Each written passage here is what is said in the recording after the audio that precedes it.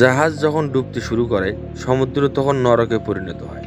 আর সেই নরক থেকে বেঁচে ফেরার একমাত্র টিকিট এই জিনিসটা, একে বলে ফ্রি ফল লাইফ বোট। কোনো ইঞ্জিন ছাড়াই কয়েকতলা উপর থেকে এটা সরাসরি আছড়ে পড়ে ফুটন্ত পানিতে। ভেতরের মানুষ একদম সেফ, প্লাস সমুদ্রের দানবীয় ঢেউ একে উল্টে দিলেও ম্যাজিকের মতো এটা নিজে নিজেই সোজা হয়ে যায়। বাইরে আগুন জ্বলুক কিংবা বিষাক্ত ধোয়া, ভেতরে সিল চেম্বার, সম্পূর্ণ সুরক্ষিত। কয়েকদিনের খাবার পানি আর জিপিএস ট্র্যাকারের ব্যাকআপ নিয়ে এটা মাঝ সমুদ্রে সেফ টিকে থাকার জন্য তৈরি। প্রকৃতির রুদ্ররূপের সামনে মানুষের তৈরি অন্যতম সেরা ডিফেন্স মেকানিজম। লাইফ বোটের ইঞ্জিনিয়ারিং ভালো লাগলে